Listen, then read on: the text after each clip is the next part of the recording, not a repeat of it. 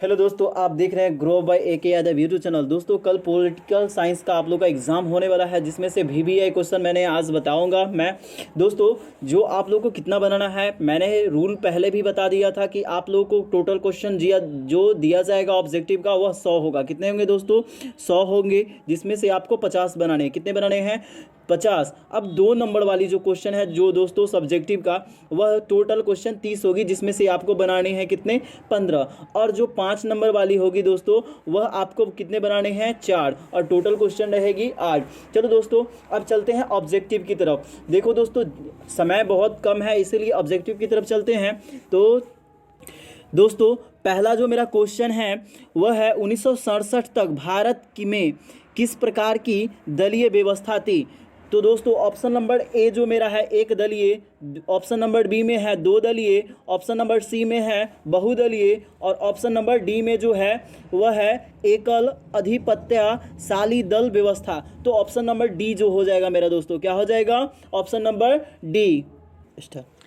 अगला सवाल है दोस्तों, भारतीय राष्ट्रीय कांग्रेस के द्वारा किस प्रकार के समाजवाद को अपनाया गया? इसका ऑप्शन नंबर ए है मार्क्स का वैज्ञानिक समाजवाद, नंबर बी में है ब्रिटेन का लोकतांत्रिक समाजवाद, नंबर सी में है गांधी का सर्वोदय, और नंबर डी में है लेनिन का साम्यवाद। इसका आंसर हो जाएगा दोस्तों बी, ब्रिटेन का लोकतांत्रिक समाजवाद। चलिए अगला देखते हैं, नंबर 3 में है भारत के किस राज्य में कम्युनिस्ट पार्टी को सत्ता में आने का सर्वप्रथम अवसर कब मिला? तो नंबर ए में ऑप्शन है 1952 के पहले चुनाव के बाद, नंबर बी में 1957 के दूसरे चुनाव के बाद, नंबर सी में 1962 के तीसरे चुनाव के बाद, और नंबर डी में 1967 के चौथे चुनाव के बाद। तो दोस्तों, इसका आंसर हो जाएगा द्वितीय चुनाव, यानी कि 1957 के दूसरे चुनाव के बाद इस पार्टी को सत्ता में आने का अवसर मिला था। अगला सवाल है भारत के प्रथम गैर कांग्रेसी प्रधानमंत्री कौन थे? तो ऑप्शन नंबर ए है Atal Bihari Vajpayee, option number B है Morarji Desai, option number C है HD देवगौड़ा, और नंबर डी में है चौधरी चरण सिंह। इसका हो जाएगा दोस्तों, इसका आंसर हो जाएगा मोरारजी देसाई, यही प्रथम गैर कांग्रेसी प्रधानमंत्री बने थे। अगला सवाल है आपका, निम्नलिखित में से किसे वामपंथी पार्टी की कोटि में रखा जा सकता है? इसका पहला ऑप्शन है भारतीय जनता पार्टी, बी में है जनता पार्टी, सी में भारतीय कम्युनिस्ट पार्टी, और डी में है समाजवादी पार्टी। तो दोस्तों, इसका आंसर हो जाएगा भारतीय कम्युनिस्ट पार्टी। अगला सवाल है, संविधान सभा में प्रारूप समिति के अध्यक्ष कौन चुने गए थे? अगला सवाल था क्या? इसका ऑप्शन है डॉक्टर राजेंद्र प्रसाद ए में, बी में है मौलाना आज़ाद, सी में है BN राव, और डी में है डॉक्टर अंबेडकर। तो दोस्तों, संविधान सभा में प्रारूप समिति के अध्यक्ष डॉक्टर भीमराव अंबेडकर को बनाया गया था, इसीलिए इसका ऑप्शन हो जाएगा डी। अगला सवाल है, जब भारतीय नागरिकों को कितने मौलिक अधिकार प्राप्त है? ये तो बहुत आसान सवाल है। देखिए, इसका ऑप्शन ए है 7 ए में, बी में है 5, सी में है 6, और डी में है 8। तो दोस्तों, इसका आंसर हो जाएगा 6। कहा है कि पहले जब संविधान बना था तो मूल संविधान में मौलिक अधिकार 7 था, लेकिन इसको एक जो मौलिक अधिकार था हम लोगों का संपत्ति का अधिकार, इस अधिकार को साइड करके कानूनी अधिकार में रखा गया, अनुच्छेद 300 के कॉम में रखा गया है, और अब 6 ही मौलिक अधिकार हम लोगों के पास है। अगला सवाल है, भारतीय संविधान को पूर्ण रूप से किस दिन अपनाया गया था? यानी कि पूर्ण रूप से पूरे भारत में संविधान कब से अपनाया गया, किस दिन अपनाया गया? तो इसका ऑप्शन है ए 15 अगस्त 1947 को, डी है 16 अगस्त 1948 को, सी है 26 जनवरी 1950 को, और डी है 26 जनवरी 1947 को। तो दोस्तों, ये आप सबको पता होगा, आप सब 26 जनवरी 1950 को संविधान को पूर्ण रूप से अपनाया गया था, और हम लोग इसी दिन 26 जनवरी को लोकतांत्रिक दिवस या गणतंत्र दिवस के रूप में इसको मनाते हैं। अगला सवाल है, ये संविधान के किस भाग को जर्मनी से लिया गया? यानी कि संविधान में एक भाग है, उसको जर्मनी देश के संविधान से लिया गया, वह क्या है? तो ऑप्शन नंबर ए में है मूल अधिकार, ऑप्शन नंबर बी में है आपका मौलिक कर्तव्य, और ऑप्शन नंबर सी में है राज्य के नीति निर्देशक तत्व, और ऑप्शन नंबर डी में है राष्ट्रपति के संकटकालीन अधिकार। तो दोस्तों, इसका आंसर होगा डी, राष्ट्रपति के संकटकालीन अधिकार। ये अधिकार जर्मनी के वेमर संविधान से लिया गया था। अगला सवाल है, संविधान के किस भाग में मौलिक अधिकारों का वर्णन है? यानी कि संविधान में टोटल 22 भाग है, यानी कि इस टोटल 22 भाग में से किस भाग में मौलिक अधिकार के बारे में बताया गया है? तो पहला ऑप्शन है प्रथम भाग, बी में है तृतीय भाग, सी में है चतुर्थ भाग और डी में है जे इनमें से कोई नहीं। इसका आंसर है दोस्तों आपका, तो इसका आंसर है दोस्तों तृतीय भाग में, ऑप्शन नंबर बी। अगला सवाल है अब अगला सवाल है, जो भारत में एकल नागरिकता का विचार किस देश से लिया गया? यानी कि भारत में एकल नागरिकता आप सबको पता है, अगर आप भारत का नागरिकता प्राप्त है, अगर आप किसी अन्य देश जाते हैं, अगर वहाँ का नागरिकता प्राप्त करते हैं तो आपका भारत का नागरिकता क्या खत्म हो जाएगा, तो वह भारत के नागरिक नहीं रह सकते हैं।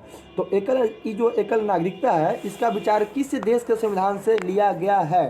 तो इसका ऑप्शन नंबर ए है ब्रिटेन, ऑप्शन नंबर बी है आपका अमेरिका, ऑप्शन नंबर सी है चीन और ऑप्शन नंबर डी है दोस्तों फ्रांस। तो इसका आंसर हो जाएगा ब्रिटेन। अगला सवाल है दोस्तों, भारत में कितने राज्य में द्विसदनात्मक व्यवस्थापिका है? भारत में कितने राज्य में द्विसदनात्मक व्यवस्थापिका है? ऑप्शन नंबर ए में है 7, ऑप्शन नंबर बी में है 8, ऑप्शन नंबर सी में है 6 और ऑप्शन नंबर डी में है 9।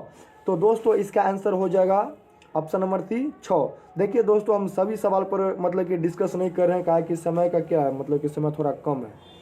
अगला सवाल है, निम्नलिखित में से किस राजनीतिक पार्टी का उदय इंडिया अगेंस्ट करप्शन आंदोलन से हुआ? यानी कि एक राजनीतिक दल का नाम है, एक पार्टी का नाम है जिसका उदय हुआ है इंडिया अगेंस्ट करप्शन आंदोलन से।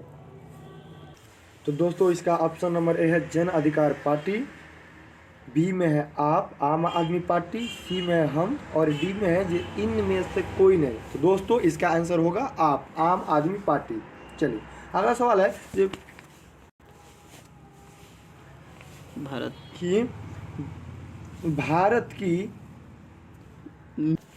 भारत में पहली महिला राज्यपाल कौन थी? तो दोस्तों इसका ऑप्शन नंबर है सरोजनी नायडू, बी में है एनी बेसेंट, सी में है सुचेता कृपलानी और डी में है विजय लक्ष्मी पंडित। तो दोस्तों इसका आंसर हो जाएगा ए सरोजनी नायडू, जो कि उत्तर प्रदेश की राज्यपाल बनी थी।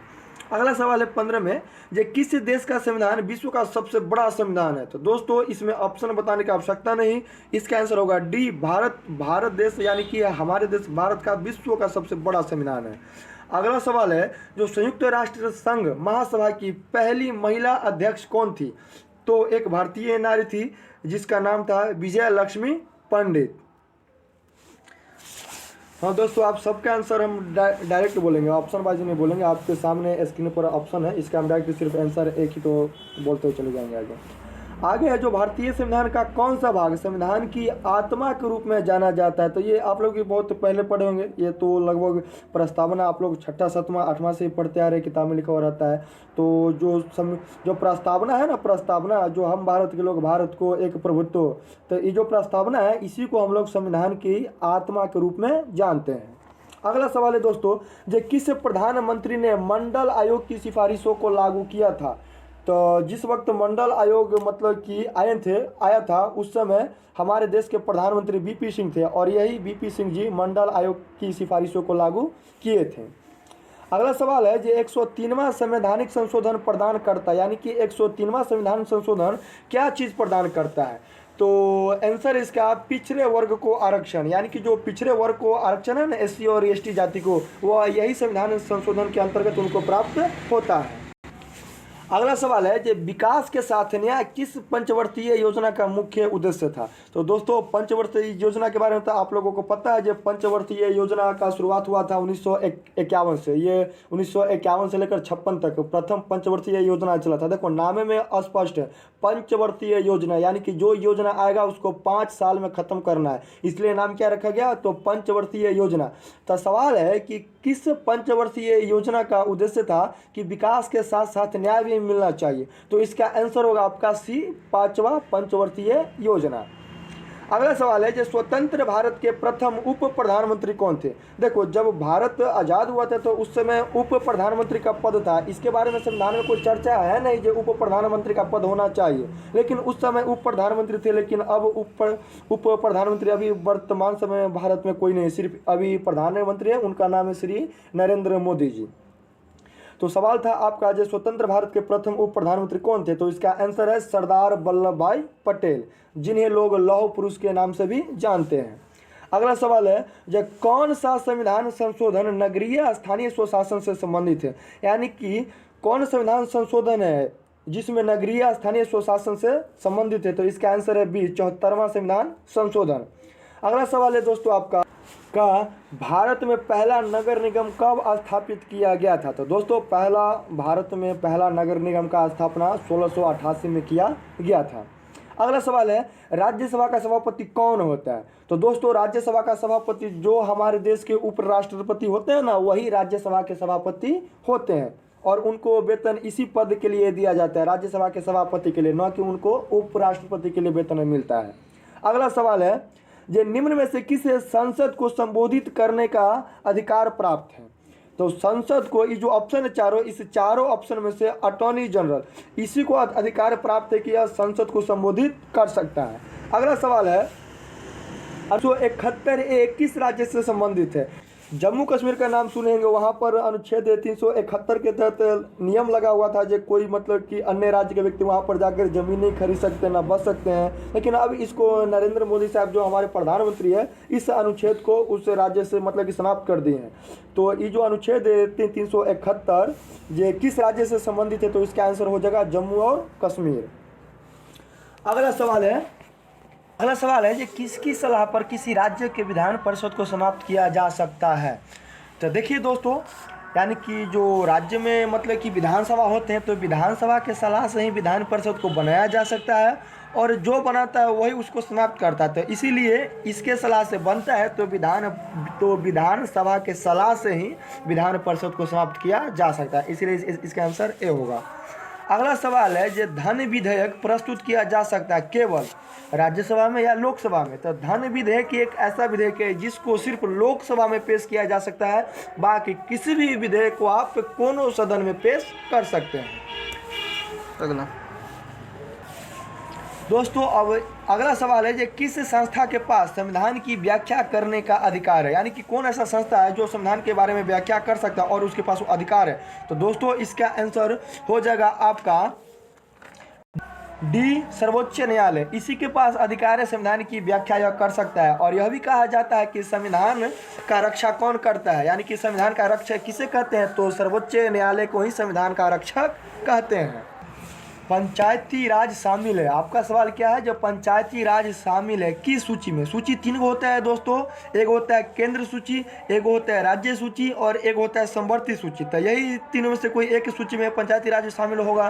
तो दोस्तों इसका आंसर है बी, राज्य सूची में। यही राज्य सूची के अंतर्गत पंचायती राज आता है। दोस्तों अब अगला सवाल है 31 में, जो राज्यसभा धन विधेयक को कितने दिन तक रोक सकता है? जैसे कि आप लोग अभी हम जस्ट थोड़ा देर पहले जाने हैं कि जो धन विधेयक होता है इसको सबसे पहले किस सभा में पेश किया जाता है? तो लोकसभा में। तो लोकसभा अपनी स्वीकृति दे देगा उस मतलब कि सदन के सदस्य, तो कहाँ भेजता है? राज्यसभा के पास। तो जब वो राज्यसभा के पास भेजेगा तो राज्यसभा इसे कितने दिन तक रोक सकता है? तो राज्यसभा इसे 14 दिन तक रोक सकता है, इससे ज़्यादा दिन वह नहीं रोक सकता है। चलिए अब अगला सवाल है, जो निम्न में से कौन सी समिति राजनीति के अपराधीकरण के अध्ययन के लिए गठित की गई थी? तो इसका आंसर है दोस्तों आपका बी, बोहरा समिति। क्या होगा दोस्तों? बी, बोहरा समिति। अगला सवाल है कि चुनाव के लिए आदर्श आचार संहिता कौन जारी कर सकता है? जैसे कि आप लोग अपने गांव पंचायत आर में देखते होंगे, जब मुखिया का चुनाव हो, चाहे विधायक का चुनाव हो, चाहे किसी का भी चुनाव होता है, तो 48 घंटा पहले क्या लग जाता है? आचार संहिता। आचार संहिता मतलब होता है कि जब से लागू हुआ तब से अब कोई भी कैंडिडेट अपना प्रचार नहीं करेगा। तो इसको जारी कौन करता है? तो इसको जारी करता है चुनाव आयोग, क्या कि वही चुनाव करवाता है, वही जारी करता है। अगला सवाल है दोस्तों, जो शून्यकाल संबंधित है किससे? संसद से कि न्यायालय से?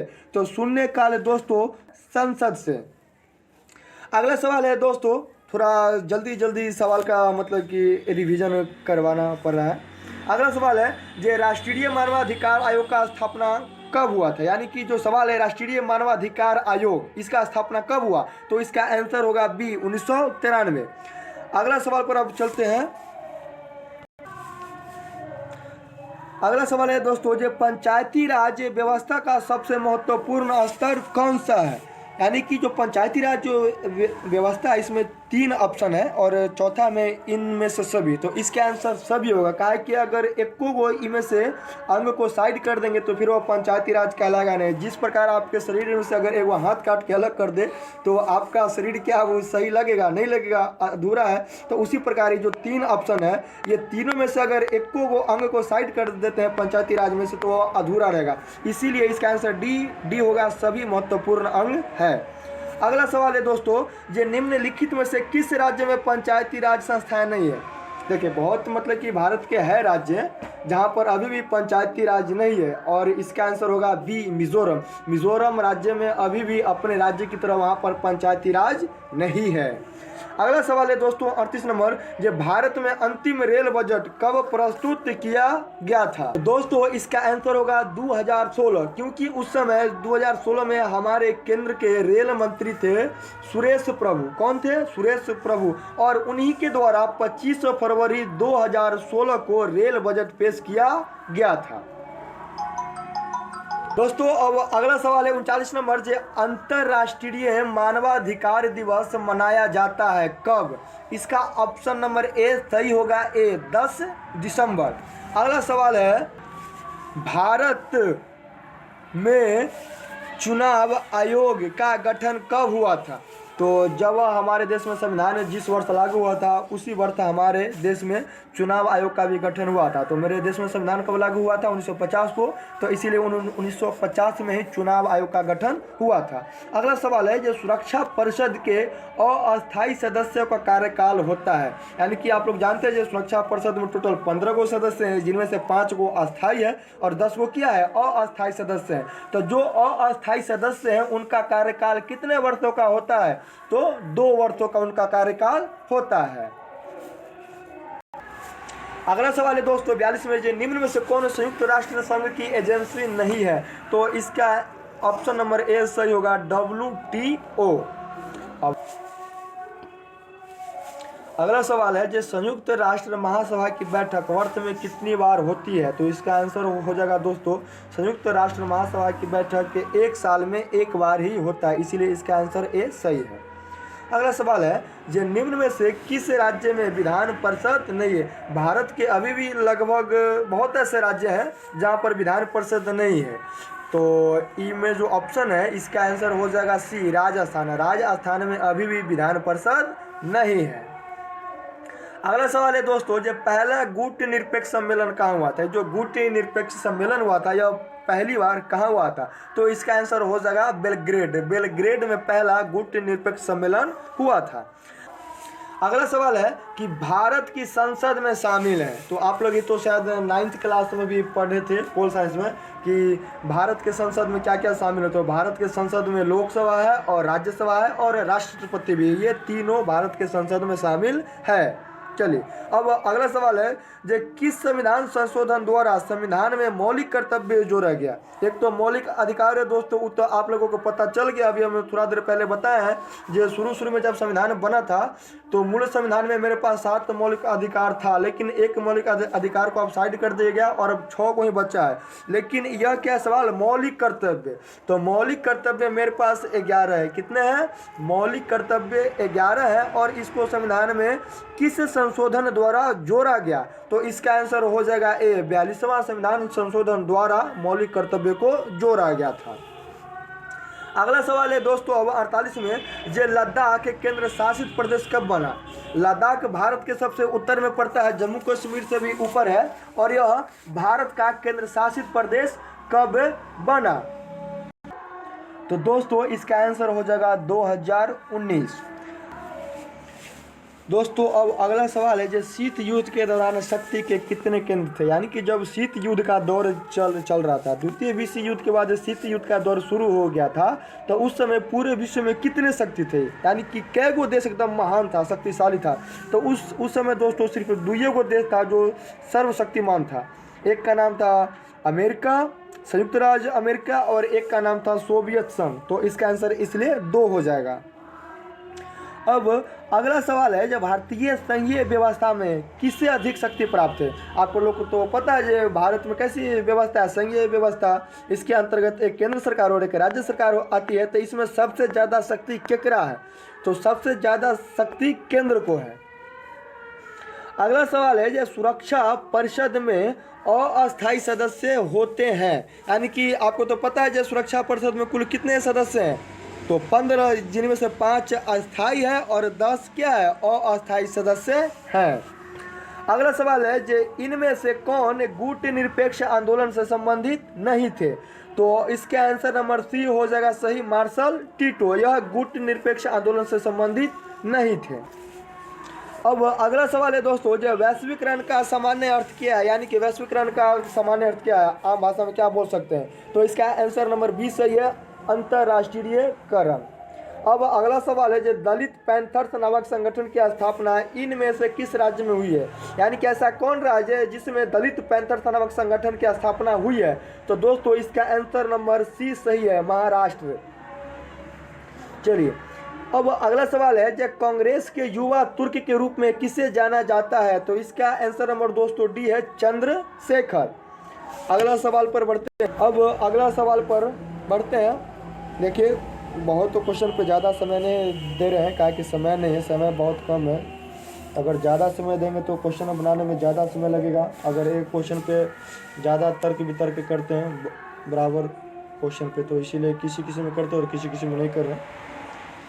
देखिए अब अगला सवाल है, जो डॉक्टर श्यामा प्रसाद मुखर्जी किस दल के नेता थे, तो ये जो थे डॉक्टर श्यामा प्रसाद मुखर्जी यह भारतीय जनसंघ दल के नेता थे। अब अगला सवाल है 57 नंबर, जो 1956 में भारत में राज्यों के पुनर्गठन का आधार क्या बनाया गया था। जब देश आज़ाद हो गया, देश में संविधान भी बन गया, फिर भी लोग क्या मांग कर रहे थे, जो मेरा देश एक अलग दे दीजिए, जाति के नाम पर, हमारा भाषा के नाम पर एक अलग दे दीजिए, एक अलग राज्य दे दीजिए। तो 1956 में जो राज्य पुनर्गठन का आधार बना था दोस्तों, वो था भाषा, और भाषा के आधार पर सबसे पहला राज्य का गठन हुआ था आंध्र प्रदेश, जिसके लिए 1952 में एक व्यक्ति का नाम था, सही से तो याद नहीं आ रहा है, नाम था शायद श्री राम लुलू टुडू। वह 52 दिन तक अनशन पर बैठे थे, और अनशन पर जब 52 दिन तक बिना खाना और पानी पी रहे हैं तो उनकी मृत्यु हो जाती है। तो उस समय कांग्रेस की सरकार क्या करती है, आनन फानन में भाषा के आधार पर एक राज्य का गठन करती है, और उसका नाम होता है आंध्र प्रदेश। चलिए अब अगला सवाल पर बढ़ते हैं हम लोग 58 नंबर पर, जो भारत में कुल कितने संघ शासित प्रदेश हैं, तो दोस्तों इसका आंसर हो जाएगा सी 8। अभी वर्तमान समय में भारत देश में 8 संघ शासित प्रदेश हैं और 28 गो राज्य हैं। अब अगला सवाल है दोस्तों 59 नंबर, जो तृतीय पंचवर्षीय योजना की अवधि क्या थी, तो आप लोग तो पहले से पता है, पंचवर्षीय योजना नाम से पता चल रहा है, पंचवर्षीय यानी कि 5 साल वाला योजना। और इसका शुरुआत कब हुआ था दोस्तों, 1951 से। तो जब इसमें 5 साल ऐड करेंगे तो प्रथम पंचवर्षीय योजना 1951 से 56 तक ये खत्म हो गई। आगे आएगा दूसरा पंचवर्षीय योजना 1956 से 61। तो यहाँ क्या पूछा है, तीसरा, तो तीसरा आप लोग खुद निकाल लीजिए, 1961 से 66। तो इसीलिए इसका आंसर क्या हो गया दोस्तों, डी, 1961 से 66। तो इसका आंसर हो जाएगा दोस्तों डी, 1961 से 66। अब आगे दोस्तों, जो सर्वप्रथम किस राज्य ने महिलाओं को पंचायती राज व्यवस्था में 50% आरक्षण दिया है, ये तो बहुत आसान सवाल है दोस्तों, यानी कि इसका आंसर बिहार है। बिहार राज्य ही क्या है, सबसे पहला राज्य बना है जहां पर महिलाओं को पंचायती राज व्यवस्था में 50% सीट आरक्षण दिया गया है। अगला सवाल है दोस्तों 61 में, जो तेलंगाना आंदोलन किस राज्य से संबंधित था, तो आपको पता है जो तेलंगाना किस राज्य से अलग होकर एक नया राज्य बना है, तो आंध्र प्रदेश से। तो यह आंध्र प्रदेश राज्य से ही आंदोलन संबंधित था। अगला सवाल है, जो अंतर्राष्ट्रीय न्यायालय में कितने न्यायाधीश होते हैं, तो दोस्तों इसका आंसर है सी, 15। अंतर्राष्ट्रीय न्यायालय में 15 न्यायाधीश होते हैं।